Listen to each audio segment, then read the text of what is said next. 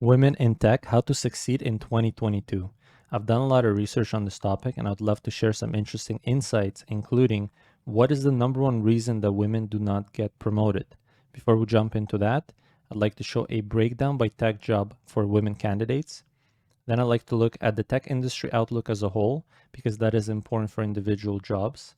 Then I would like to look at the solution. So what steps exactly should a candidate take to get a promotion? And for those individuals not currently in the tech industry, how do you break into the tech industry? How do you get a tech job? Finally, I'd love to share some free resources for those candidates that are looking for a little bit of help. Who am I? My name is Ďimitrzy. I've been working in the tech industry for over 10 years. And in my spare time, I love to help people out, including mentoring individuals on their career development on a variety of topics. So without further ado, let's jump right into it. Here I compile a list of some of the most common roles in the tech industry, from solutions architect to UX UI designer. Women make up roughly 25% of all employees in the tech industry. Next, I broke down the women representation by each individual role.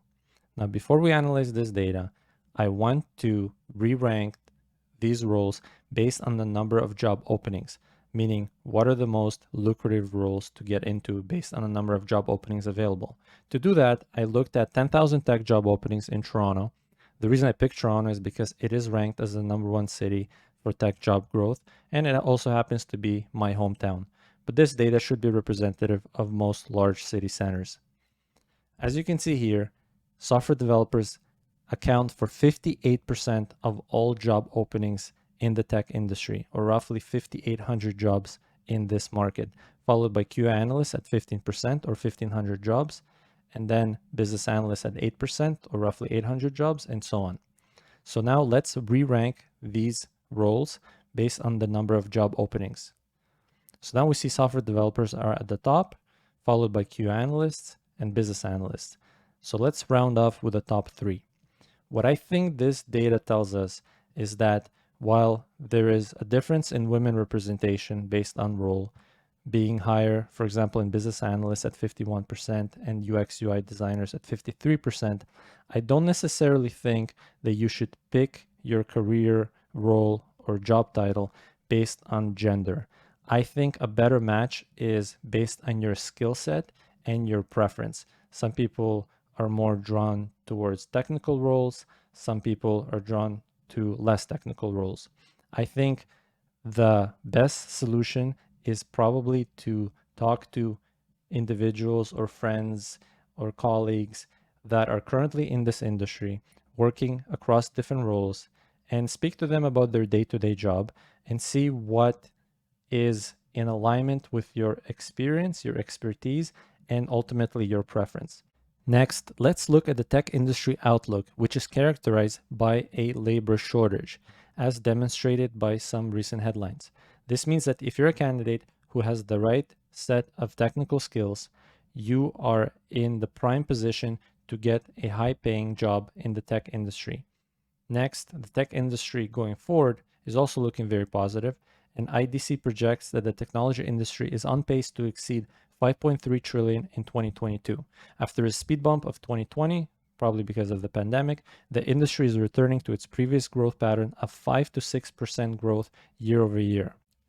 Next, let's look at the #1 reason that women do not get promoted in the tech industry. According to TrustRadius 2021 Women in Tech report, according to 66% of respondents, the #1 reason women are not getting promoted is because there's no clear path forward. The #2 reason, according to 41% of respondents, no mentor or no mentorship support. I think this is actually pretty constructive because these two reasons are within the candidate's control. And I think it's best to invest your time and effort on things that you can control versus on things that you cannot readily control. Now let's go over the exact steps that you should take in order to get a promotion. 1. Ask for a performance plan. So instead of just asking for a promotion, ask your manager how you can add more value to the company and thus justify your promotion. 2. Apply for a more senior position. Typically, a more senior position will demand a higher salary. And point number 3, Apply for a position in a new company. This is probably the most effective way to get the most amount of money or the biggest promotion, but most candidates are not as comfortable with this idea because that means you'd be leaving your current place of employment. Next, let's look into how to get a tech job. 1. Obtain the desired technical skills for the job. This is absolutely the most important point because without the right technical skills that you could use to add value to your future employer or project or team, you will not get hired. The next point, to create a professional resume. You have to communicate effectively to a hiring manager exactly how you will add value to their company. Number 3, apply for as many positions as possible. If you only apply to a few positions, your opportunities will be limited. And 4, once you get an interview, extensively prepare for that interview. You don't want to mess this up. You don't get that many interviews. They're hard to get. You want to study for them as if you're studying for an exam. And finally, who can help me? This is something that I was struggling with when I was trying to break into the tech industry. And so I want to be your online mentor and provide you with support through this channel. Feel free to leave comments on future video topics that you're interested in, and I will do my best to address them. Please also subscribe to the channel and turn the bell notification icon so that you will be updated of future video releases. I also know that not all topics can be addressed through a video, and I understand that certain people may have unique questions pertaining to their circumstance. So please feel free to reach out to me on WhatsApp. I will gladly also give you a free resume review and try to provide you with a plan of action and some mentorship support in terms of your career development. Best of luck. Thanks so much for watching, and I'll see you in the next one.